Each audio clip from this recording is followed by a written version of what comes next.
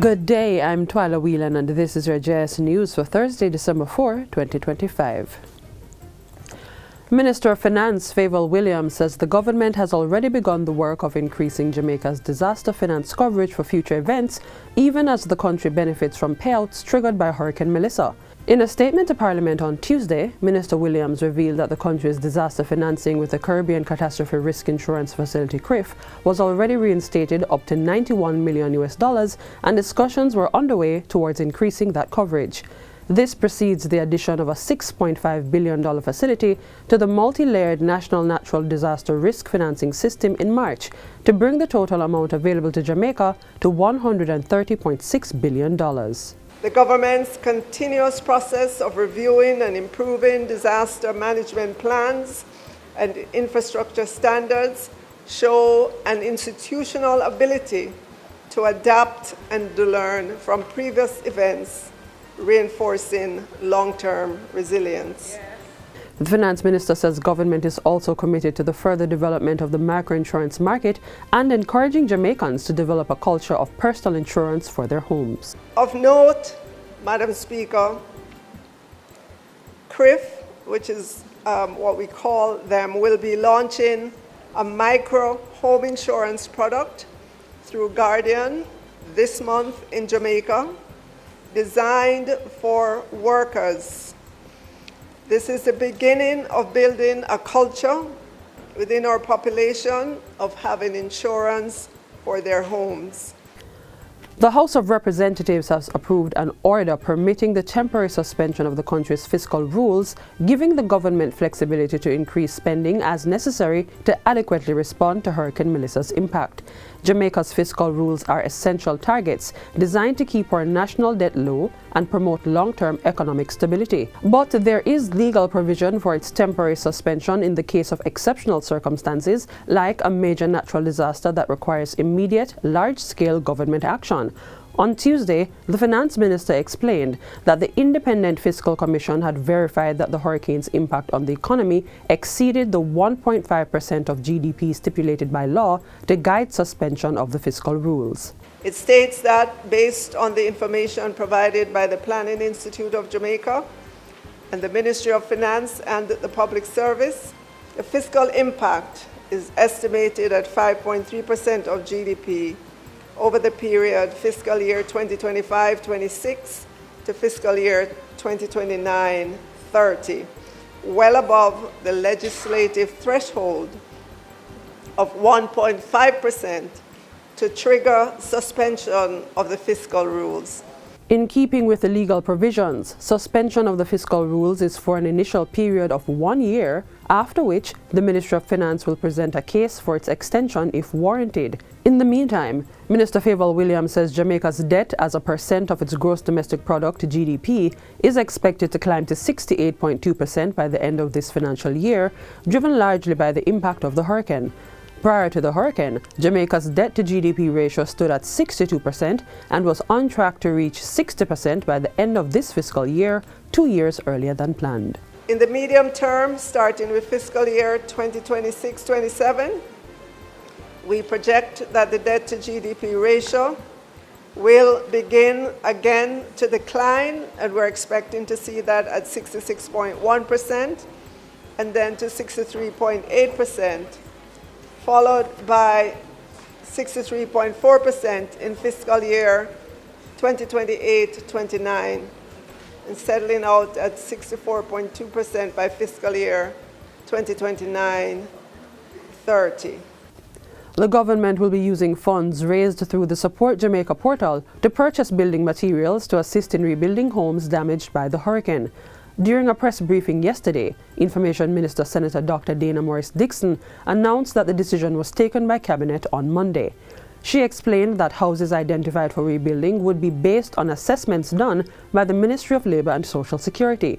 The ministry has already commenced field assessments, which include identifying and geotagging affected locations. And so the money will be used to buy material that can then be traced to the individuals who have gotten it. The rebuilding process will be spearheaded by the Jamaica Defence Force, working in partnership with an engineering corps from Guyana. Guyana has committed to rebuilding 200. The JDF can do an additional amount. The majority of those houses will be done in East Westmoreland. Yes, East Westmoreland. And the Member of Parliament has already been told this, and he is working to identify individuals. The National Water Commission, NWC, has acquired 12 trucks to help ease the water woes of residents, particularly those most affected by Hurricane Melissa. Minister of Water, Environment and Climate Change Matthew Samuda has welcomed the new trucks, which were bought at a cost of $200 million. This is yet another investment in the resilience of the water sector in Jamaica. Any analysis, any plan to achieve national resilience to climate change and to other shocks must contemplate a resilient water supply. And we have been tested over the last 4 years, certainly, by climatic events. The trucks were acquired using the emergency procurement process, and Prime Minister Dr. Andrew Holness, who was present for the handover, highlighted the importance of measures to expedite regular procurement procedures as necessary. There must be a way in which compliance can be accelerated so that the customer not only gets the monetary and accounting value, but also gets the value in service. Because can you imagine if we had to go through the regular procurement process, what would have happened to the people in Westmoreland and St. Elizabeth and Hanover and parts of St. James and Trelawney, who will now benefit from having a greater supply of water? The Rural Agricultural Development Authority, RADA, is moving to fast-track Jamaica's agricultural rebound with plans to rehabilitate more than 85,000 square feet of greenhouses and 105 square feet of nurseries. CEO of RADA, Garnet Edmondson, gave the update during a Recovery and Resilience Forum held this week at the Ministry of Agriculture's headquarters in Kingston. The initiative will be done to restore protected cultivation and clean planting systems that were devastated during recent weather events. Mr. Edmondson says the interventions follow a rapid damage assessment across all 14 parishes, which revealed extensive losses to infrastructure, crops and farm systems. We have also started to make contact and pull on board our private greenhouses that presently in production of seedlings. So in another 2 weeks' time, we'll be distributing another batch of seedlings to farmers. For irrigation, as you have seen, our partner from NIC is here with us, and the RADA engineers are assessing damages and restoring systems across the island. Meanwhile, the authority has already begun distributing fertilizers, with 1,000 bags delivered across several parishes. Come this week, we'll be in the parishes of St. Anne, Manchester, Trelawney, and over the Yam Belt to distribute over 5,000 bags of fertilizer. Mr. Edmondson also reveals that RADA has developed a $2.7 billion farm road rehabilitation program with $800 million already committed. More than 300 farm roads were reported damaged. RADA's CEO says climate-smart agriculture will be a key pillar of the recovery push, strengthening the sector's resilience ahead of the next hurricane season. And finally, Tax Administration Jamaica, TAJ, says it is working urgently to resolve technical issues that have stalled the processing of same-day driver's licenses across all tax offices.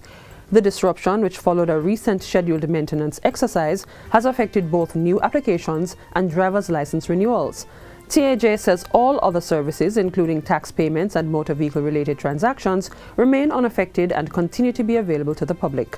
Motorists are being advised to submit a completed driver's license application form and an uncertified passport-sized photograph, along with their receipt for payment, to process delayed physical licenses. In the meantime, affected motorists will legally be allowed to operate a motor vehicle for up to 60 days using the payment receipt, together with their expired license. TAJ says customers will be notified once their printed license is ready for collection. And that's it for JIS News Today. I'm Twyla Whelan. Thanks for watching.